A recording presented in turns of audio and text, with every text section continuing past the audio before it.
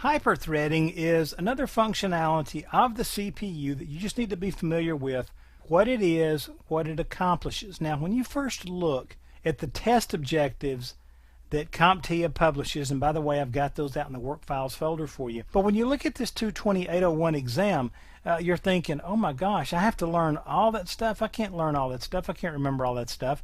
But as you can see, as we're going through these CPU topics, you don't have to go very deep. There's not a whole lot about these things. You just need to understand what's going on and how it affects the end user, and you're probably good to go. Now, hyperthreading is one of those things that sounds very Star Trek-y and very complex, but there's not really a lot that you need to know. You do need to know that hyperthreading is also known as HTT. Okay, so hyperthreading, this was designed by Intel originally, and it was used first in the Pentium processors. And when the Pentium processors came out, it was a big deal. A lot of marketing, a lot of people ran out and got the computers and really saw a difference in them. But this allows a single processor to logically act like multiples.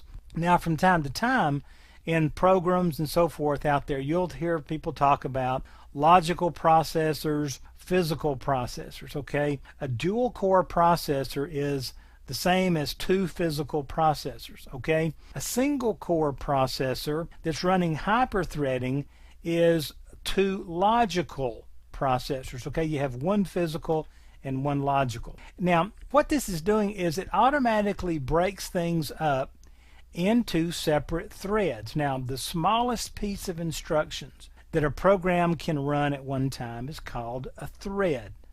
So if you've ever looked at computer code, one way to think of this, it's not exactly true, but it's a good way to get a picture in your brain, is to think of every individual line of code as a thread. And so as these lines of code are getting fed into the processor, it can basically load two lines of code at once and switch back and forth between those really quickly, and this gave you a performance increase of 15 to 30%. Now, that was pretty significant at the time.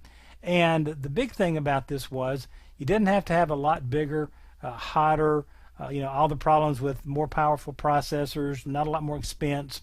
And the cool thing was this was totally transparent to operating systems and programs.